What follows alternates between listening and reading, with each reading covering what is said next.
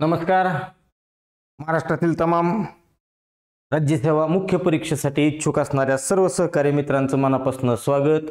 नुकतीच राज्यसेवा पूर्व झालेली आहे. आता मुख्य परीक्षेचा अभ्यास करत असताना सगळ्यात मोठा तुमचा पहिला पॅटर्न तुमचा कुठला, लँग्वेज पेपर, जो डिस्क्रिप्टिव्ह ऑब्जेक्टिव्ह दोन्ही पद्धतीने तुम्ही तयारी करत असताल. पण डिस्क्रिप्टिव्हचं कसं मार्क तुम्हाला पण माहिती आहे, पेपर कितीही चांगला लिहिला तर पेपर तपासणाऱ्याच्या ह्याच्यानुसार आणि ते परत एका चढीत एक, काही जणांचे विचार खूप चांगले असतील, अक्षर खराब असेल, अशा अनंत अडचणी तुम्हाला डिस्क्रिप्टिव्ह मध्ये मार्क पाडण्यासाठी येणार आहेत. पण हक्काचे मार्क कशात आहेत? हक्काचे मार्क ऑब्जेक्टिव्ह मध्ये आहेत. ठीक आहे, मग ऑब्जेक्टिव्ह मध्ये 50 पैकी आपल्याला 45 प्लस जायचं, हीच आपलं टार्गेट असणं गरजेचं आहे. मग एकंदरीत 2023 चा पेपर कसा होता आपण यापूर्वी YouTube चॅनललाच आपल्या चेक करून बघा. पाठीमागचे पेपर सुद्धा घेतलेले असतील, जरी एखादा राहिलेला असेल तर तो सुद्धा आता कव्हर करण्यात येईल. 2023 ला जी 2023 ची राज्यसेवा मुख्य परीक्षा जी झाली जानेवारी 2024 मध्ये, त्या पेपरचं विश्लेषण मुद्दामून करत आहे, जेणेकरून एकंदरीत तुम्हाला उजळणी बी होईल, प्रश्न कशा पद्धतीचे पडले हे पण कळेल. वेळ जास्त न घेता आपण पटकन पुढे सरकूया. पेपर 20 जानेवारी 2024 ला झाला होता. राज्यसेवा मुख्य 2023 चा पेपर आहे. आणि तुमच्या समोर पहिला प्रश्न बघा. जवळजवळ प्रत्येक परीक्षेमध्ये शुद्ध लेखन विरामचिन्ह यावर परीक्षेत प्रश्न आहे. जिथनं तुम्ही म्हणजे आपल्या इथं डिस्क्रिप्शन किंवा आपल्या मेसेज बॉक्समध्ये चेक करा, तिथं टेलिग्राम चॅनलची लिंक आहे, त्या टेलिग्रामवर जावा. तिथं तुम्हाला पाठीमागच्या 2018 पासूनच्या सगळ्या प्रश्नपत्रिकांचं घटकनिहाय विश्लेषण दिलेलं आहे. म्हणजे विरामचिन्हांवर आजपर्यंत कसे कितीदा प्रश्न पडले, किती प्रश्न पडतात एका प्रश्नपत्रिकेत, सगळं तुमच्या लक्षात येऊन जाईल प्रत्येक घटक वाईज. विरामचिन्हांवर प्रश्न कसा पडलाय बघा. आता 2000 साधारणतः 18-19 नंतर पॅटर्न चेंज ही पहिल्यांदा समजून घ्या. नाहीतर तुम्ही असं जर पाठ करीत बसला का, अर्धविराम हिथं वापरला जातो, पूर्ण विराम तिथं वापरला जातो, अपूर्ण विराम हिथं नाही. त्यांचा पॅटर्न हा आहे, विरामचिन्ह वापरून तुम्हाला वाक्य दिलेली आहे ती, आणि ह्यामध्ये योग्य विरामचिन्ह वापरले असा पर्याय तुम्हाला निवडायचं ऍप्लिकेशन आहे, बरं का, लक्षात ठेवा. चला बघा, योग्य वापर केलेली अचूक वाक्य तुम्हाला निवडायची आहेत. बघा, हो जेवल्यानंतर मी सर्व गोष्टी वाचून टाकणार आहे, जयंत म्हणाला. आता इथं सुरुवात लक्षात ठेवा, हे चिन्ह इथं का आलेलं असेल बरं?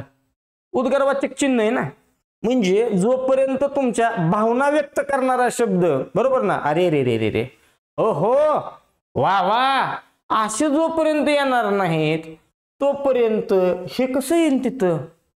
बापरे किती मोठा प्राणी, हा ठीक आहे चालेल, इथं काय संबंध आहे ह्याचा? बरोबर, भावना व्यक्त करण्यासाठी येणार, भावना व्यक्त करणाऱ्या शब्दाबरोबर येणार, त्याच्यानंतरच्या वाक्यापुढे पण येणार, म्हणून विधान ए. तर विषयच कट झाला. गेलो खाली. वडील म्हणाले इंग्लिशमध्ये, आय सेड, आय टोल्ड, काय असेल की ही सेड, ही टोल्ड, त्या पद्धतीनं म्हणाले, म्हणलं की स्वल्पविराम यायलाच पाहिजे. आणि ते जे म्हणाले त्याच्या पुढचं विधान, बरोबर ना, त्याच्या तोंडातलं विधान पुढच्या ह्याच्यात असणार सेक्शन मध्ये. आणि मग कोणाच्याही तोंडाची वाक्य ज्या वेळेस जशीच्या तशी मांडायची असतात, दुहेरी अवतरण यायला पाहिजे. रामायण कोणी लिहिले? क्रियापद आलंय, थोडा विराम घ्यायचा आहे, स्वल्प विराम आला. आहे का तुला ठाऊक? प्रश्नार्थक स्वरूपात विचारलं, प्रश्नचिन्ह आलं, आख्याला पुन्हा दुहेरी अवतरण आलं. म्हणजे विधान बी 1,00,000% बरोबर आहे. रामायणाचा लेखक हा एक अडाणी कोळी होता, काही विषय नाही. नीटनेटकं बघा, अख्खं एक सेंटेन्स आहे, रामायणाचा लेखक अडाणी कोळी होता. सिंपल सेंटेन्स आहे, पण भार कशावर द्यायचा आहे? त्यांना कोळी ह्या शब्दावर द्यायचा होता. एकेरी अवतरण आहे. एकेरी अवतरणाचा वापर कुठे केला जातो? अप्रत्यक्षपणे दुसऱ्याचं बोलणं सांगताना सुद्धा केला जाईल. विवेकानंद म्हणतात, आता काय म्हणतात ती पुढे एकेरी अवतरणात चालतंय. त्याच पद्धतीनं एखाद्या शब्दावर विशिष्ट भार जर द्यायचा असेल तर एकेरी अवतरण वापरतात. म्हणजे विधान सी सुद्धा बरोबर आहे. तुम्हाला कोणती बी आणि सी तुमची बरोबर आहेत, ही तर विषयच नाही. बी आणि सी चा पर्याय क्रमांक 2 आहे. हे चूक, हे योग्य उत्तर होतं. विरामचिन्हांचा वापर करताना ही प्रश्न लय मस्त आहेत बरं का. पुन्हा एकदा सांगतो, अख्ख्या महाराष्ट्राला जी येतं ती मला आलं पाहिजे, पण महाराष्ट्र जिथं चुकणार आहे ती सुद्धा कंटेंट माझा टाईट असला पाहिजे. चला पुढचा प्रश्न बघा. व्यंजन संधीची उदाहरणे सरळ सेवेला सिंगल शब्द देऊन विचारतात. एमपीसी तुम्हाला 4 पर्याय 3 पर्याय करेल, शब्द टाकून दिले आणि ओळखा म्हणायचं. किरकोळ कार्यक्रम आहे.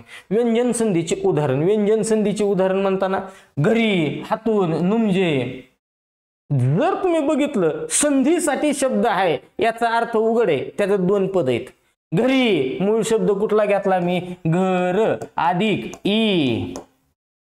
मी काय विचार करेन, सर घर मधनं अ एकत्र आला, अ च्या पुढे ई आला म्हणजे अ आणि ई एकाच मिक्स झाले असते तर ए तयार झाला असता. ए मला कुठेतरी दिसला असता ना? दिसलाय का? नाही. याचा अर्थ काय? हे एकमेक समोर आले पण एकत्र नाही झाले. अ लोप पावलाय आणि ई चिटकलाय. ज्या वेळेस मित्रांनो 2 स्वर एकत्र येतात एकमेकात मिक्स व्हायच्या ऐवजी एक निघून जातोय एक राहतोय. हे विशेष संधीची उदाहरणं आहेत की पररूप संधी किंवा पूर्वरूप संधीमध्ये येत असतात आणि म्हणून ये तर तुम्हाला व्यंजन संधीत सापडायचं नाही. बरोबर. नु म्हणजे न अधिक उ म्हणजे सेम पॅटर्न बघा तुम्ही. न अधिक उ म्हणजे इथला न ज्या वेळेस येतोय ह्या न मधनं अ आहे, त्याच्या पुढचा उ आहे. एकमेकात मिसळून तयार काय व्हायला पाहिजे होता? ओ व्हायला पाहिजे होता. बरोबर का नाही? म्हणजे मला कुठंतरी नो फी असं दिसायला पाहिजे होतं. दिसतंय का तसं? नाही. याचा अर्थ नु म्हणजे म्हणतंय म्हणजे अ निघून गेला, उ राहिला म्हणजे हे पुन्हा पररूप संधीचं उदाहरण आहे. विषय कट. पहिल्या पर्याय तर कट झालाय आपला. गेलो. जगदेश, षडानन, वागीश कुठला बी एक शब्द घ्या. आपण काय म्हणतोय? हा जर संधीसाठी शब्द आलेला असेल तर मला इथं 2 पद आहे ती आणि ह्या 2 पदाचा जॉईंट मला सापडणं पाहिजे. वागीश थोडं हळूहळू म्हणलं. वागीश ईश. ईश म्हणजे देव आहे. देव सूर्य ईश प्रभू अज अमर निर्जर निर्मिक अलग अलग से आनंद घन सगळे समानार्थी देव ह्या शब्दाचे. ईश इथं सापडला बघा मला. ईश. मी इथं काय म्हणलं? दुसरं पद जर माझं ईश असेल तर संधी होताना एकत्र येणाऱ्या 2 पदामधला दुसरा वर्ण हा ई आहे. बरोबर. ई आहे. आणि मग मी पहिल्या शब्दाकडे गेलो. वाघ. वाघ नसतो, हा तयार झालेला ग आहे. याचा अर्थ इथं असा असणार आहे वाक अधिक ईश म्हणजे पहिला वर्ण माझा क आहे. क च्या पुढे ई आला. पहिला व्यंजन आहे ना, ही व्यंजन संधीचं उदाहरण आहे. आता कुठल्या व्यंजन संधीचं ही बी लक्षात ठेवा, कारण इथं काय केलंय? नुसतं व्यंजन संधी. परीक्षेत प्रश्न असा सुद्धा असणार आहे, प्रथम व्यंजन संधीचं ओळखा, तृतीय व्यंजन संधीचं ओळखा, अनुनासिक संधीचं ओळखा. मग मी इथं चेक काय करणार? जॉईंटला मला कोण दिसलं? जॉईंटला मला ग दिसलाय. ग. ग कितव्या क्रमांकाला आहे? ग म्हणले की मी काय करणार? क क ग किती नंबरला आहे? ग 3 नंबरला आहे का नाही? 1,00,000% हे तृतीय व्यंजन संधीचं उदाहरण आहे. आता आपल्याला अख्खी प्रश्नपत्रिका घ्यायची आहे, त्याच्यामुळं मी इथं का नाही सगळंच असं ही करत बसणार नाही. क्लिअर दिसतंय का? क्लिअर दिसतंय का? दिसतंय. षडानन. चला शब्द आला, जॉईंट पकडूया. षडानन. समजा आपण इथं शब्द घेतो मुद्दामून. बघा षडानन. मी काय केलं? मला माहिती आहे संधीसाठी आलाय. संधीसाठी आलाय म्हणजे मी ह्याच्यातलं 2 पदातला जॉईंट पकडणार. षडानन. आनन. आनन. मुख वदन आनन वक्त्र तुंड. मुख वदन आनन वक्त्र तुंड. तोंड ह्या शब्दाचे समानार्थी आहेत. मला हिथं सापडला दुसरं पद आनन हे आहे. संपला विषय. दुसऱ्या पदातनं कोण एकत्र येणार आहे? आ एकत्र येणार आहे. मग पहिल्यांदा षड नाही, षड असू शकत नाही. हा ड तयार झालेला आहे आणि मग माझ्या लक्षात येतं आपण केलेलंच असतंय शत अधिक आनन म्हणजे पहिला वर्ण ट आहे म्हणजे व्यंजन आहे. 1,00,000% व्यंजन संधी. आता कोणती व्यंजन संधी? विचार. जॉईंटला कोण दिसलाय? ड आहे ना. ड ची गल्ली हुडकायची. ड ची गल्ली माहिती आहे आपल्याला. ट ठ ड. किती नंबरला आहे ड? 3 नंबरला आहे. 1,00,000% तृतीय व्यंजन संधीचं उदाहरण आहे. चला अजून कुठला शब्द आहे पुढचा? ह्याच्यातला जगदीश. काही डोकं लावू नका, तुमच्या लक्षात येत असेल. आता ईश म्हणजे देव आहे. देव सूर्य ईश प्रभू. ईश म्हणजे देव आहे ना. ओके तर ईश आहे. आपला विषय. कोण दिसतंय जॉईंटला? द दिसतंय, द ची गल्ली कोणती आहे? त थ द, तृतीय व्यंजन संधीचं उदाहरण आहे. आणि मग हा पर्याय तर योग्य आहे, बी हा योग्य पर्याय होता. ह्याचा विग्रह बघायचा असेल तर पुन्हा असाच आहे, जगत अधिक ईश. तच्या समोर ई आला तर निघून जाणार आहे, तच्या गल्लीतला तिसरा येणार आहे, त थ द, आणि मग द अधिक E is equal to D, असा कार्यक्रम आहे. आता तच्या पुढे ई आल्यावर सर तचा द का झाला, त्याला संधी शिकवावी लागते. आता दुसरा प्रश्न चालू आहे, होय का नाही? तर तुम्हाला काय करावं लागेल, आपल्याच युट्यूब चॅनलला संधी नावाचा टॉपिक ठेवलेला आहे, आवर्जून बघा, उभ्या आयुष्यात मार्क जात नाही. चला गेलो पटकन पुढे. याचा अर्थ बी हा पर्याय तर संधीचा आहे, मान्य, गेलो. नयन गायन गविश्वर नाविक पाठच पाहिजेत. ही स्वरसंधी आहे, स्वरसंधी मधला हा आयादी आदेश आहे, ह्याला आपण ए ऐ ओ औ ची संधी असं म्हणतो. शब्दच पाठ, आपण पोरांना तीच सांगितलेले, हे 4 शब्द पाठच करायचे. नयन गायन पाठच करून टाकायचं, गविश्वर नाविक, ह्यांचा विग्रह, ह्यांच्या विग्रहावर कायम प्रश्न तुम्हाला दिसणार परीक्षेत. नयन ने अधिक अन, ने अधिक अन. गायन गई अधिक अन. गविश्वर गो अधिक ईश्वर. आणि नाविक नऊ अधिक इक. आणि मग तुमच्या लक्षात आला असेल, हितनं येणार ए, हितनं येणार आई, हितनं येणार ओ, खालनं येणार औ, बरोबर, औ. आणि नियम काय सांगतो, ए ऐ ओ औच्या पुढे कोणता बी स्वर येऊ द्या, एचा अय होतो म्हणून तर नय. आईच्या पुढे कुणी बी येऊ द्या, आय होतो म्हणून गाय आय. त्या पुढे कुणी बी येऊ द्या, अव होतो म्हणून गवय गव. आणि औच्या पुढे कुणी बी येऊ द्या, आव होतो म्हणून नाव आहे नाव. ध्यानात आला असेल. पुन्हा मी म्हणतो, आपला त्याच्यात गेले की तुम्हाला लक्षात येऊन जाईल. याचा अर्थ सी पर्याय तर ही आहे, आणि खालच्या पर्यायात तर गेल्या कळत आहे. सगळीकडे कोण दिसायला लागले, विसर्ग दिसायला लागले. विसर्ग हा कुठं दिसतो, फक्त विसर्ग संधीत दिसतो, म्हणजे तू बी नाही. मग पर्याय क्रमांक फक्त बीच योग्य उत्तर आहे.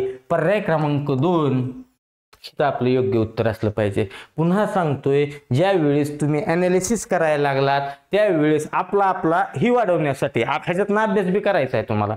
या 4 इंच्या विग्रह फिग्रह बघा नीटनेटकं. पुन्हा मी सांगितलंय तसं आम्हाला तृतीय पटकन कळलं पाहिजे, प्रथम पटकन कळलं पाहिजे, विसर्ग संधी पटकन कळली पाहिजे. अशा पद्धतीने ह्यांना बघा, ह्यांच्या विग्रहावर सुद्धा प्रश्न विचारतात. योग्य विग्रह ओळखा. चला पटकन पुढे. शुद्ध लेखन कायम सध्या तर पॅटर्न 2-3 वर्ष असा चालू आहे बघा. एकाच ह्याच्यात तुम्हाला 4-4 शब्द देतील. आता ही परीक्षेत कसं सोडवायचं ते आधी सांगतो तुम्हाला. उघडे सगळीकडे शब्द जर नीट बघितले, अनुवंशिक इंद्रिय अहिताग्नी आश्वासित, अनुवंशिक इंद्रिय अहिताग्नी आश्वासित, शब्द तरी एक सगळीकडे सेम टू सेम आहेत, बरोबर. म्हणजे हिथं जी पहिल्या पर्यायात शब्द आहेत तीच दुसऱ्यात आहेत, तीच तिसऱ्यात आहेत, तीच चौथ्यात आहेत. मग उघड आहे का नाही? ह्याचं उत्तर केवळ ए बरोबर, केवळ बी बरोबर, केवळ सी बरोबर किंवा केवळ डी बरोबर असंच राहील. येन सीन बिन डिन असा तर पिक्चरच असायचा नाही. जर दुसरा शब्द आणखीन सोडलेला असता तर 100% आम्ही म्हणलं असतं असू शकेल. पण जर सगळेच शब्द एक आहेत त्याचा अर्थ एन सी बरोबर बिन डी बरोबर असू शकणार नाही. आपले 2 तर पर्याय इलिमिनेशनने गेले. इलिमिनेशन काय असतंय ती? आता राहिले काय? फक्त ए बरोबर, फक्त सी बरोबर. आम्हाला बीच्या नादी बी लागायचं नको, बरोबर का नाही, आणि डीच्या बी नादी लागायचं नको. गेलो. आता इथं शब्द कसा? अनुवंश, अनुवंश. इथंच उत्तर निघतंय तुमचं. अनुवंश नसतंय, अनुवंश असतंय, अनुवंश असतंय. त्याला जोडला एक प्रत्यय. एक प्रत्यय आला की लक्षात ठेवा. तुम्ही काय म्हणता? भाविक म्हणता का नाही? जागतिक. बघा तुम्ही, एक प्रत्यय लागला की काय होतंय? समाज हा शब्द आहे, समाज. ह्या समाजला एक प्रत्यय जर झटका देऊन लागत असेल का, एक तर बघा ई लहान असतो आणि म्हणून तुमचा शब्द असतो सामाजिक भौतिक वेलांटी पहिली असते. आलं का लक्षात? वेलांटी पहिली असते पहिली. आणि पहिली वेलांटी जर असेल तर उघड हिथं किती आहे? अरे आपल्याला कोणतं सीन ये बघायचंय. हिथं किती आहे? हिथं बी पहिली आहे, इथं बी पहिली आहे. आता हिथं नीटनेटकं बघा. हिथं पहिल्या वेलांटीवर तर जाता येत नाही, पण अन आवरनं जाता येत आहे आपल्याला. गेलो इंद्रिय.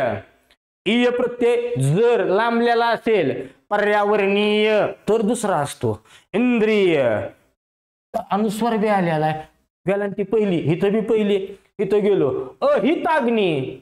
अहिताग्नी नसते, आहिताग्नी असते. पर्याय क्रमांक 1. सॉरी ही आ असते. अश्वसित नाही, आश्वसित कसं असेल? आश्वासित असतं, बरोबर ना? मी तुम्हाला आश्वासित करतो, मी तुम्हाला आश्वसित करतो, असं कसं असेल? म्हणजे ये असणार नाही. पर्याय क्रमांक सी बरोबर आहे. म्हणजे पर्याय क्रमांक 4 हे योग्य उत्तर असणार आहे. इथं थोडंसं शांत डोक्याने करावं लागतंय बरं का. अजून सांगतोय, पोरं इथं करताना असं बी करतात. काही जणांना सवय असते, मी लिहिलो तर चुकत नाही, मग ते असा बी लिहून बघतो इंद्रिय आणि पुन्हा असा बी लिहून बघतो इंद्रिय. त्याला दोन्ही योग्य वाटायला चालू होतंय. मग इथं काय माहितीये का, आमचं आतापर्यंतचं असंही आहे, एकतर ह्याचा प्रॉपर खरंच चांगला व्यवस्थित मोजके शब्द व्यवस्थित बघून जावा नीटनेटकं. आ ह्याच्यात गोंधळ असतंय बघा. इथं त्यांनी फसवले तुम्हाला. इथं सुद्धा अन आवर कार्यक्रम दाखवला. इथं सुद्धा अन आवर नीट बघा. इथं अश्व अश्वा, बरोबर. असले शब्दांवर नीटनेटकं बघून जावा पहिली गोष्ट. आणि दुसरी गोष्ट, ज्या वेळेस तुम्ही पहिल्यांदा लिहिता तेच खरं असतंय बरं का. डबल लिहायच्या भानगडीत पडू नका. तर पर्याय क्रमांक 4 योग्य उत्तर आहे. चला पुन्हा एकदा आला बघा विरामचिन्हांचा योग्य वापर. आयोग आहे. गुरु नानक म्हणाले, आधी आपण आपल्या आपल्या पद्धतीने चलो. त्यांनी एक तुम्हाला आता वाक्य दिलंय अख्खच्या अख्खं. मगाशी काय दिलं तर खाली वेगवेगळी वाक्य होती. आता तुम्हाला एकाच वाक्यात योग्य वापरायचंय, हिथंच वापरून ठेवायचं म्हणजे तुमचा मेळ बसतोय. तुम्हाला काय म्हणलं? गुरु नानक म्हणाले. म्हणाले म्हणले की ह्याच्यानंतर काय पाहिजे? तुमचा स्वल्पविराम पाहिजे. हे स्वल्पविराम आहे बरं का, नाही तर त्याला परत तुम्ही अर्धविराम म्हणायला बसला. दुलीचंद म्हणाल्याच्या नंतर जी कोण म्हणालाय त्याच्या तोंडची वाक्य जसच्या तशी असणार आहेत. मग इथं दुहेरी अवतरण यायलाच पाहिजे. आता हिथं चालू केलं, हिथं ऑलरेडीच गुरु नानक म्हणालेला दुहेरी अवतरण आहे, म्हणजे तू असणार नाही. गुरु नानक म्हणाले हो स्वल्पविराम, हे बघ दुहेरी अवतरण आपल्या पद्धतीने चलतंय. इथं बघा गुरु नानक म्हणाले स्वल्पविरामच नाही, कट तुझा कार्यक्रम. गुरु नानक म्हणाले स्वल्पविराम, हिथं म्हणाले त्यानंतर पाहिजे नाही. उत्तर मिळालेलं आहे. पर्याय क्रमांक 2 उत्तर आहे. चला पुढे पटकन. पुन्हा आला कार्यक्रम, थेरॉटिकल आला. अपूर्ण विराम तुम्हाला माहिती आहे का? त्याचा वापर माहिती आहे का? ओळखता येतोय का? अपूर्ण विरामाच्या संदर्भात विधाने वाचा, योग्य पर्याय निवडा. बघा, वाक्याच्या शेवटी तपशील द्यावयाचा असल्यास वापरतात. आता लय जणांच्या अडचणीच कळत नाहीत. आमच्याकडे 4 विराम आहेत, 4 बरोबर. एक एवढाच विराम आहे, एक असा विराम आहे, एक एका खाली एक असा विराम आहे आणि एक असा विराम आहे. संपला, एकच टिंब आहे. जर इकडे इकडे झालं तर समजून फिमजून घ्या बरं का, नाही तर तिथं माप काढताल आमची. जिथं वाक्यात एकाच अर्थाचे शब्द सलग वापरायला लागलात तुम्ही, मी बाजारातनं कांदा, मुळा, बटाट, वांग, टमाट समानच अर्थ आहेत ना सगळ्याचे. फळांची नावं, भाज्यांची नावं, अशा ठिकाणी तुमचं हे वापरतात. याला म्हणत असतात तुम्ही स्वल्पविराम. हा असतो तुमचा स्वल्पविराम. त्याच्यानंतर तुम्हाला सांगितलं एक गोल टिंब आणि टिंबाच्या खाली स्वल्पविराम, बरोबर. असा एक विराम आहे, याला तुम्ही म्हणत असतात मित्रांनो अर्धविराम. मोठ्या लांबीची वाक्य वापरत असताना जिथं थांबायचं असतंय किंवा 2 मोठी वाक्य उभयान्वयी अव्ययाने जोडायची असते ती, अशा वेळेस पहिल्या वाक्याच्या नंतर हे वापरलं जातं. बाबा गाडी घेऊन शाळेत गेले, अर्धविराम. आणि बाजारातून मोठी खरेदी करून आले, आता पूर्णविराम. नंतर वाक्याच्या शेवटी द्यावा लागतो, हा झाला तुमचा एकच टिंब, त्याला तुम्ही म्हणत असतात पूर्णविराम. आणि ज्या वेळेस स्पष्टीकरण द्यायचंय किंवा तपशील द्यायचा आहे, तुम्ही म्हणत नाहीत का, काय म्हणतात, पुढील क्रमांकाचे विद्यार्थी उत्तीर्ण झाले. आता इथं कोणते उत्तीर्ण झाले सांगावं लागेल का नाही? नुसतं असं कसं म्हणून चालेल? पुढील क्रमांकाचे विद्यार्थी, त्या कोणत्या क्रमांकाचे त्याचा तपशील द्यायचा आहे का नाही? आणि मग सुरू झाला 1, 3, 9, 15 किंवा 14 तपशील द्यायचा असेल तर ठीक आहे. चला बघा पटकन. ते काय म्हणतोय बघा, वाक्याच्या शेवटी तपशील द्यावायचा असल्यास यस वापरतात का? वापरतात. पुढे ते काय म्हणतोय, हे अपूर्ण विरामाचे चिन्ह आहे. अपूर्ण विराम हे तर आपण आताच सांगितलं, हे कसलं आहे? अपूर्ण नाही म्हणायचं ह्याला, हे अर्धविरामाचे चिन्ह आहे. एका खाली एक असे 2 टिंब, हे अपूर्ण विरामाचे चिन्ह होय आहे. 2 छोटी वाक्ये उभयान्वयी अव्ययाने जोडायची असल्यास हे वापरलं जातं अर्धविराम, म्हणजे अपूर्ण नाही. म्हणजे इथं तुमचं ए आणि सी बरोबर पर्याय क्रमांक 2 मध्ये आहे. काय गोष्टी आता सोपे वाटते ते बरं का. तिथं पेपर मध्ये गेल्यावर चित्र कार्यक्रम होतोय, गाडी पुढे जाते. चला, कर्मणी प्रयोगाच्या बाबतीत विधान तपासा. इथं आम्हाला प्रयोगावर 4 पर्याय देऊन असं सुद्धा म्हणते आल, अमक्या अमक्या प्रयोगाचं वाक्य ओळखा. किंवा थिअरी सध्या 2019 18-19 नंतर थिअरीवर तुम्हाला त्याचं सगळंच माहित पाहिजे. कोणता प्रयोग आहे? कर्मणी प्रयोग आहे. आपण आधी ह्याच्याकडे नीटनेटकं जाऊ. आता इथं आपला प्रयोगाचा व्हिडिओ युट्यूबला आहे, चेक करायचा आपल्या ह्या चॅनलवर. मार्क जात नाही आपला, बॉन्डवर गॅरंटी, बॉन्डवर. प्रयोग म्हणजे काय असतोय? प्रयोग म्हणजे एक करार आहे. कोणाचा करार आहे? प्रयोग हा वाक्यातल्या क्रियापदाचा करार आहे. क्रियापदाचा करार असतो तो. हा क्रियापद करार कोणाबरोबर करतं? एकतर ही क्रियापद असा करार वाक्यातल्या कर्त्याबरोबर करेन, नाही वाक्यातल्या कर्माबरोबर करेन, नाही स्वतः बरोबर करतो. तुम्ही म्हणत असताल काय भानगडे? म्हणजे बॉन्डवर लिहून घेतात. आता उदाहरणार्थ, जर क्रियापद कर्त्याच्या सोबत राहणार असेल तर करार असा आहे, कर्ता जसा तसं क्रियापद चालणार आहे. जर क्रियापद कर्मासोबत राहत असेल, कर्म जसं तसं क्रियापद चालणार आहे. आणि जर क्रियापद स्वतः संग राहत असेल, क्रियापद स्वतःच्या मनाने चालणार आहे. मनाने चालणार आहे म्हणजे ते कर्त्यासारखं बी नसते आणि कर्मासारखं बी नसते. नसेल कळलं सांगतो तुम्हाला की क्रियापद कर्त्यासोबत आहे, कर्त्यासोबत राहतोय, याचा अर्थ असा आहे कर्ताचं लिंग हेच क्रियापदाचं असते. कर्ता पुल्लिंगी, क्रियापद पुल्लिंगी. कर्ता स्त्रीलिंगी, क्रियापद स्त्रीलिंगी. कर्ता नपुंसकलिंगी, क्रियापद नपुंसकलिंगी. जर कर्त्याचं जे वचन तेच क्रियापदाचं जर कर्त्यासोबत राहत असेल तर, आणि क्रियापदाने कर्त्यासोबत राहायचं ठरविलं असेल तर त्याला तुम्ही कर्तरी प्रयोग म्हणतात. क्रियापद जर कर्मासोबत राहायचं ठरविलेलं असेल म्हणजे काय, क्रियापदाचं लिंग वचन हे कर्माच्या लिंगप्रमाणे असेल तो तुमचा कर्मणी प्रयोग आहे. आणि क्रियापदाचं लिंग वचन हे किंवा रूप क्रियापदाचं ह्या दोघाच्या प्रमाणे नसतं म्हणजे ते स्वतंत्र असतं, त्यावेळेस त्याला तुम्ही म्हणत असतात भावे प्रयोग. किरकोळ ह्याच्यात शिकवायचं म्हणल्यावर लय टाइम जाईल, पण आपण सर्वसाधारण कशावरून ओळखत असतो? प्रयोग हा वाक्यात नेहमी कशावरून ओळखायचा असतो? प्रयोग हा वाक्यात नेहमी कर्ता आणि कर्म यांच्यावरून ओळखायचा असतो. तो कर्तरी आहे, तो कर्मणी आहे का भावे आहे? आपण काय म्हणताना तुम्ही ह्याच्यात चेक करायचं, युट्यूबला आपला प्रयोगाचा व्हिडिओ आहे त्याच्यात आवर्जून चेक करा, मार्कच जात नाही. कर्त्याला प्रत्यय आहे नाही, 4च वाक्य पाठ करायचे. कर्त्याला प्रत्यय नाही, कर्तरी प्रयोग. आपण ह्या वाक्यामध्ये कुठेही कर्मन फिरमन काय म्हणलेलं नाही. आपण काय म्हणलो? कर्त्याला प्रत्यय नाही, कर्मणी प्रयोग.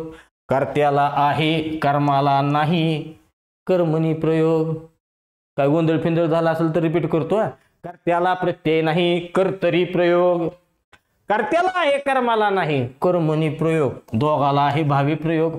अजून एक वाक्य चौथं नंतर.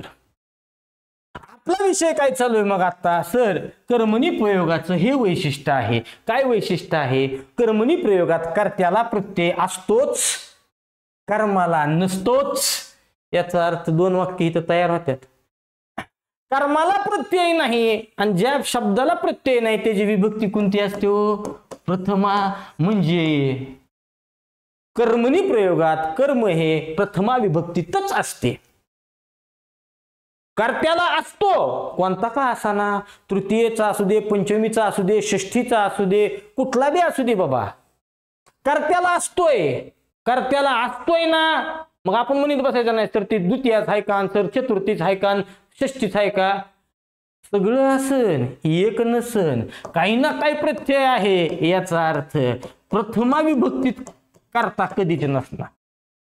कुठल्या बी विभक्तीत असेल प्रथमा विभक्तीत कर्ता नसणार आहे. आणि मग गाडी जाते आपली पुढे. बघा ते काय म्हणतोय? कर्मणी प्रयोग आहे, कर्म प्रथमांत असते. असते का? 1,00,000% असते. ती म्हणतोय कर्मणी प्रयोग आहे, कर्ता प्रथमांत कधीच नसतो. बघितलं की माग कुठल्या बी विभक्तीत सापडेल, कोणत्या ना कोणत्या विभक्तीत सापडणारच ती. कुठल्या बी सापडू त्या गाड्या, पण एका विभक्तीत दिसणार नाही. पण त्या प्रथमेत ती कधीच असणार नाही. आणि म्हणून कुठे गेलं? म्हणून हे विधान कर्ता प्रथमांत कधीच नसतो. बरोबर. आता तिने गाणे म्हटले, हे कर्मणी प्रयोगाचे उदाहरणे चेक करू. म्हणणारा कोण? म्हणणारी कोण? ती. म्हणजे ती झाली वाक्याची कर्ता. काय म्हणते? गाणे म्हणते. गाणे झालं वाक्याचं कर्म. आणि चेक कर मग, कर्त्याला प्रत्यय आहे का? कर्त्याला प्रत्यय आहे. कर्माला आहे का? कर्माला नाही. कर्त्याला आहे, कर्माला नाही. बघ माग, कर्त्याला आहे, कर्माला नाही. 1,00,000% कर्मणी. म्हणजे हे पण बरोबर आहे. मग जे इथं उत्तर बसतंय ABC बरोबर पर्याय क्रमांक 3. जमलंय का? कितवं झालंय वाक्य? आता 6वं झालंय प्रश्न. म्हणून तर टायटलला नाव देताना दिलंय विस्तृत विश्लेषण. ज्याला प्रश्न उत्तर बघायचंय तो भाऊ दुसऱ्या चॅनलवरचा. आपल्याकडे प्रश्न त्याचे स्पष्टीकरण असंच पुढे गेलेलं मला योग्य वाटतं. गाडी पुढे जाते. चला आहे पुढे मला काही दिसत नाही. वाक्य संश्लेषण करून लिहिलेले योग्य पर्याय ओळखा. ABCD मध्ये दिलेत, खाली पर्याय दिलेत. पहिल्यांदा एक गोष्ट लक्षात ठेवा, त्यांनी तुम्हाला ज्या वेळेस असं म्हणलेलं आहे तत्पूर्वी सगळ्यांना विनंती, विश्लेषण जर आवडलं असेल तर लाईक करा, कमेंट चांगली करा, तुमच्या इतर मित्रांसंदर्भात मित्रांपर्यंत नक्की शेअर करा. ठीक आहे. पैकीच्या पैकी मार्क बॅच लावा. आई शपथ खोटं बोलत नाही. पैकीच्या पैकी मार्कच जाऊ देत नाही. नादच खुळा. बघा तुम्हाला ज्या वेळेस ते म्हणतोय का वाक्य संश्लेषण, ह्याच शब्दाला दुसरा शब्द प्रयुक्ती करत्याल वाक्य संकलन. दोघाचा अर्थ एकच आहे. नीटनेटकं लक्षात ठेवा. याच्यावर थिअरीवर सुद्धा प्रश्न विचारतात. इथं तुम्हाला त्यांनी काय केलेलं असतंय? समजा मी चहा पितो. मी चहा पितो नाही, थांबा काय करू? मी उन्हात आहे, नीट लिखी, उन्हात खेळलो, पूर्णविराम देत्याल. ही एक वाक्य किंवा ही एक विधान आहे. मी आजारी पडलो, ही एक वाक्य असेल. तुम्हाला काय म्हणताल ती? वाक्य संश्लेषण करा, वाक्य संकलन करा. आता नीट आहे का इथं गोष्ट? तुम्ही ज्या वेळेस वाक्य संश्लेषण किंवा वाक्य संकलन असा शब्द प्रयोग आलेला असेल त्यावेळेस तुम्ही दोन विधानाचं एकच वाक्य तयार करायचं आहे. ध्यानात राहू द्या. ह्या दोन विधानांचं एकच वाक्य तयार करायचं. ह्याचा दुसरा अर्थ असा आहे, आता सध्याला दिसायला किती येते टिंब म्हणजे पूर्णविराम 2 आहेत ना. आता तयार झालेल्या वाक्यामध्ये एकच पूर्णविराम राहिला पाहिजे. आणि मग तुम्ही काय करीत असता माहिती आहे का? पहिली स्टेप, कुठल्या तरी एका वाक्यातल्या क्रियापदाला क्रियाविशेषण करा, शब्दयोगी करा. बघा काय होईल ते. मी उन्हात खेळल्यामुळे आजारी पडलो. बघा मी उन्हात काय झालं, तुम्ही काय केलं तुम्ही? आता मी लिहायचा वेळ वाचवतोय बरं का, तुम्ही समजून घ्या तिकडं. मी उन्हात खेळल्यामुळे आजारी पडलो, एकच पूर्णविराम. आता हे तयार झालेलं जर तुम्ही खेळल्यामुळे म्हणला तयार झालेलं एकच वाक्य कोणत्या वाक्याचा प्रकार आहे मित्रांनो? हा आहे केवल वाक्याचा प्रकार. जर तुम्ही म्हणलाव का मी उन्हात खेळलो म्हणून आजारी पडलो, जर तुम्ही इथं म्हणून नी दोन वाक्य जोडली, पूर्णविराम एकच राहिला का नाही? मी उन्हात खेळलो म्हणून आजारी पडलो, पहिल्या वाक्यात घटना, दुसऱ्या वाक्यात तिचा परिणाम, म्हणजे म्हणून हे कसलं परिणामबोधक उभयान्वयी आलं, म्हणजे हे वाक्य झालं संयुक्त वाक्य. आणि तुम्ही हे जर असं केलं मी आजारी पडलो कारण मी उन्हात खेळलो, तुम्ही काय वापरलं? कारण वापरलं. कारण हे कसलं आहे? कारण दर्शक म्हणजे गौणत्व सूचक, म्हणजे वाक्याचा प्रकार कुठला झाला? मिश्र वाक्य झाला. मला तुम्हाला सांगायचं हे होतं वाक्य संश्लेषण वाक्य संकलन म्हणजे साधा सोपा अर्थ आहे, दिलेली वाक्य तुला एकत्र करून त्याचं एक आणि एकच वाक्य बनवायचंय. पण परीक्षेत पुन्हा प्रश्न टाकता येते वाक्य संश्लेषणानंतर वाक्य संकलनानंतर तयार होणारे वाक्य हे टिंब असते. तिथं आपलं डोकं उठतंय. तिथं लक्षात ठेवायचं वाक्य संश्लेषण किंवा वाक्य संकलन म्हणजे दिलेल्या विधानातनं दिलेल्या वाक्यातनं एक आणि एकच वाक्य तयार करायचंय. आणि तयार झालेलं वाक्य कदाचित केवळ बी असू शकतं, संयुक्त बी असू शकतं, मिश्र बी असू शकतं. आणि मग आता इथं आलो, येथे अंधार आहे पुढचे मला दिसत नाही. खाली आणलं, येथे अंधारात पुढचे दिसत नाही. काय जण म्हणतात केलं की सर एकच पूर्णविराम राहिला. अरे कुठे गेला? एकच पूर्णविराम राहिला. तुम्ही म्हणता तसं झालं, तसं नाही झालं. नीट बघ, येथे अंधारात पुढचे दिसत नाही. असं कसं अंधारात पुढचे दिसत नाही? इतकं समर्पक वाटा नाही मला. तुम्ही काय केलं? ही अंधारात शब्दयोगी तरी कर की, येथे अंधारामुळे काहीच दिसत नाही. तुम्ही म्हणला सर हा आता बघा बरं, तुम्ही म्हणता तसं एकच आहे बघा सर, इथं ह्याचं शब्दयोगी बी केलेलं आहे, मग सर बी पर्याय बरोबर असेल. मी असं पुरं म्हणतात असं लिहिलं म्हणलंय बरं का, नाहीतर एवढाच स्क्रीनशॉट काढून व्हायरल करतात. येथे अंधारामुळे हो की तुम्ही आला शब्दयोगी, मला पुढचे काही दिसत नाही, हे पण बरोबर आहे सर. ह्या वाक्यात काहीच फरक वाटा नाही. फरक आहे, नीट बघ वाक्य काय. येथे अंधार आहे पुढचे मला काही दिसत नाही. इथं कुठेही मला, इथं आहे मला, म्हणजे तुझा कट आहे पर्याय. पुढे काही दिसत नाही म्हणजे थोडं थोडं दिसतंय की, ही म्हणतोय काहीच दिसत नाही, म्हणून पर्याय ही शी बरोबर आहे. येथे अंधारामुळे पुढचे काहीच दिसत नाही. हो का, येथे अंधारामुळे पुढचे काहीच दिसत नाही. इथं पुन्हा मला कट केलाय त्याने, मला दिसलाच नाही मला, मग ही बिकट फक्त सी बरोबर. आणि फक्त सी बरोबर असा पर्याय कुठं आहे? फक्त सी बरोबर. हो का, पर्याय क्रमांक 3 हा फक्त सी बरोबर आहे. ध्यानात आलंय का बाबा? ध्यानात आलंय का? चला, अर्धा तास झाला. तू माझे काम करशील काय? या प्रश्नार्थी वाक्याचे आज्ञार्थी रूपांतर ओळखा. काही सुद्धा करायचं नाही, नीटनेटकं बघा. तू माझे काम करशील काय? तुमचं हे वाक्य प्रश्नार्थी आहे, तुला कुणी सांगितलं? प्रश्नचिन्ह आहे. ती काय कर म्हणतोय तुला? ह्या वाक्याचं आज्ञार्थी कर म्हणतोय. आज्ञार्थी कर म्हणतोय याचा अर्थ साधा सोपा सरळ आहे. आता तुला एकतर प्रश्नचिन्ह घालवायचंय, प्रश्नचिन्ह घालवायचंय. 2 प्रश्नचिन्हाच्या जागी पूर्णविराम आला पाहिजे.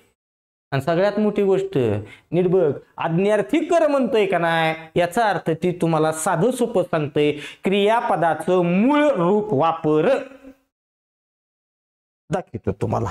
नीट बघा, क्रियापद आहे समजा बस. जर तुम्ही ह्याच विद्यार्थी करायचं असेल का, विद्यार्थी, किंवा तुम्ही स्वार्थी वाक्य करायचं असेल का, ह्याला काळाचा प्रत्यय लावा. तुम्ही काय म्हणणार? मी खुर्चीत बसलो, हे झालं स्वार्थी. जर हे जर विद्यार्थी करायचं असेल तर मुलांनी खुर्चीत बसावे, हो झालं विद्यार्थी. जर संकेतार्थ करायचा असेल तर जर तो खुर्चीत बसला किंवा जर तो खुर्चीत बसला तर मी असं करीन. आता नीट आहे का? आज्ञार्थी करायचंय म्हणजे हेच शब्द ऍज इट इज वापरायचा आहे. As it is.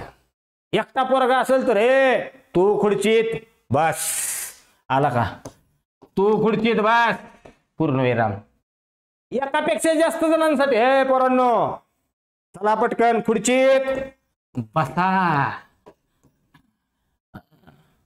एकच असतं तर बस मूळच रूप आहे. एकापेक्षा जास्त असेल तर बसा, हे सुद्धा मूळ रूप आहे. मग आपण काय म्हणतो इथं, तुम्हाला त्यांनी सांगितलं हे प्रश्नार्थी वाक्य, ह्याचं आज्ञार्थी करायचंय. दोन गोष्टी तुमच्या डोक्यात राहिल्या पाहिजेत. शेवटी पूर्णविराम दिसला पाहिजे मला, आणि गोष्ट अलीकडं असणार, अलीकडं असणारं क्रियापद हे कशा दिसलं पाहिजे मला, मूळ रूपात दिसलं पाहिजे. मी पहिल्यांदा पर्यायात गेलो, करावेस, इथं काय आहे, करशील काय, क्रिया करण्याची आहे ना, मी फक्त डोकं लावणार आहे. क्रिया जर करण्याची असेल तर मला क्रियापदाचं रूप मला एकतर कर पाहिजे, नाहीतर करा पाहिजे. विषय कट. हे म्हणतोय करावेस, कट तुझा विषय. काम कर, सापडलं उत्तर. करणार कुणी सांगितलंय धंदा, करशील गरज नाही, मला पाहिजे ती इथं उत्तर मिळालेलं आहे. पर्याय क्रमांक 2 योग्य उत्तर आहे. पुढे, तो कुठे न थांबता बोलला. या वाक्याचे होकारार्थी वाक्यात रूपांतर करा. पुन्हा गोष्ट सांगतो, तुम्ही ती खरंच ती टेलिग्राम चॅनलला जाऊन आपल्या ती PDF डाउनलोड करा. तुमच्या लक्षात येऊन जाईल कुठल्या टॉपिकवर दरवर्षी प्रश्न आहेत आणि सगळ्यात जास्त दणका त्याच्यावर आहे. वाक्य, वाक्याचे प्रकार, वाक्य रूपांतरण म्हणजेच वाक्य संकलन बी त्याच्यातच येणार, वाक्य पृथक्करण, समास, बिनधास्त टॉपिक आहे. कायम पेपरला कायम हे आहेतच. आणि असेच की ही मागं पुढं करणार म्हणजे मार्कात. तो कुठे न थांबता बोलला, होकारार्थी करायचे.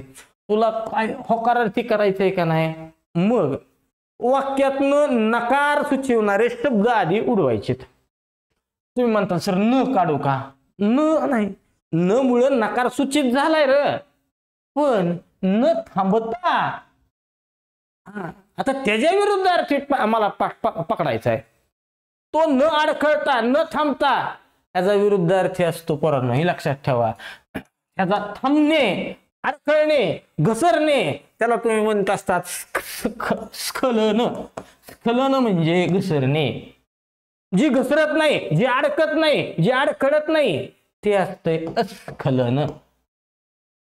आणि मग तुमच्या इथं शब्द पाहिजे, अस्खलन हा शब्दच आला पाहिजे. पहिलं वाक्य म्हणतोय तो अखंड बोलला, तुझा विषय कट. तो अस्खलित बोलला, चालेल मला. त्याने अस्खलित भाषण केले, चालेल मला. तो न अडखळता बोलला, पुन्हा न आणला ना, अस्खलन हा शब्द नाही, विषय कट. राहिले पर्याय 2. आता पर्याय क्रमांक 2 आणि पर्याय क्रमांक 3. तो अस्खलित बोलला, त्याने अस्खलित भाषण केले. तुम्हाला हेतू भाषणाचा संबंध कुठं आलाय, तो कोठे न थांबता बोलला, हे भाषण हा शब्द विनाकारण आला, मग तू बिकट. पर्याय क्रमांक 2 हे अतिशय समर्पक योग्य उत्तर आहे. गाडी हळूच पुढे जात आहे. एक गोष्ट दुसरीवर अवलंबून असते अशा आशयाची वाक्ये जर तर किंवा जरी तरी या अव्ययाने जोडलेले असतील अशा वाक्यांना टिंबटिंब म्हणतात. आज्ञार्थी म्हणतात, प्रश्नार्थी म्हणतात, संकेतार्थी म्हणतात, विधानार्थी म्हणतात. मगाशीच आपण बघितलं, जर शाळेला सुट्टी लागली फिरायला जाऊ, नाही लागली तर आपली आपण जाऊ. का नाही. जर पाऊस पडला पिके जोमात येतील, म्हणजे पिकं येणं आणि पावसाचं पडणं एकमेकावर अवलंबून आहे ना. जर तर वाक्य जर जोडलेली असतील तर लक्षात ठेवा असं वाक्य हे संकेतार्थी वाक्य असतं. आणि ह्याच वाक्याचा केवळ मिश्र संयुक्त मध्ये प्रकार मिश्र वाक्य सांगायचा असतो. मला वाटतं आज आपलं पहिलं सेशन ज्याच्यामध्ये 10 प्रश्नांचं विश्लेषण केलेलं आहे. आवडलं असेल लाईक नक्की करताल. चॅनलला नवीन असताल सबस्क्राईब करा, फुकट असते. त्याच्या शेजारी घंटीचं बटन आहे त्याला दाबून ठेवा, म्हणजे प्रत्येक नवीन ह्याचं व्हिडिओ तुम्हाला नोटिफिकेशन येत जाईल. जर कोणाची इच्छा असेल बॅच फीस जॉईन करायची असेल राज्यसेवेला, पैकीच्या पैकी मार्क द्यायची जबाबदारी पट्ट्याची लागली, कशाच मार्क जाऊ देत नाही. बॅच आपली अशा पद्धतीची लाईव्ह प्लस रेकॉर्डेड बॅच असते. याचा अर्थ जॉईन केल्या तुम्हाला एक संपूर्ण सिलेबस कंप्लीट असलेली बॅच मिळते, प्लस जी नवीन बॅच लाईव्ह चालू झालेली आहे तिचा बी ऍक्सेस भेटत असतो. पुन्हा पहिल्यापासून बॅच आता आपली उद्या किंवा परवापासून पहिल्या टॉपिक पासून बॅच चालू होणार आहे. ऍप्लिकेशन प्ले स्टोअरला जायचं, माझं नाव टाकायचं प्रदीप बोधले म्हणून. प्रदीप बोधले असं प्ले स्टोअरला नाव टाकलं की तुम्हाला ॲप्लिकेशन दिसेल परिपूर्ण मराठी ह्या नावाने, डाउनलोड करा. नसेल तिथनं अडचण यायला लागली, हा व्हॉट्सअपचा नंबर आहे, ह्या व्हॉट्सअपच्या नंबरला मेसेज केला की लिंक मनाने येते, त्याच्यावरनं बॅच जॉईन करा. मार्काची कमीत कमी तुम्हाला वाचावं लागेल. नुसते लेक्चर्स करून प्रश्नपत्रिका किती बी सोडवा, घरी काही बघू नका, मार्क पैकीच्या पैकी पडून देतो. ठीक आहे. आणि असंच भाग 2ला पहिल्या भागाला बी रिस्पॉन्स असा, आवडलं तर मित्रांना शेअर करा. काही वैयक्तिक काय अडचण फिरचण नसेल बिनधास्त कुठलाही कधी असू द्या मराठी संदर्भात, कधी मेसेज करा, फोन करा, काही विषय नाही. आणि जास्तीत जास्त मित्रांपर्यंत नक्की ही करा, पोचवा. भेटू भाग 2मध्ये. तोपर्यंत सगळ्यांना अतिशय अतिशय मनापासून शुभेच्छा. जबरदस्त अभ्यास करा ताकदीने. अपेक्षा करतो तुमच्या प्रयत्नांना पांडुरंग परमात्मा नक्की यश देईल, निकालात नाव दिसेल. बाय.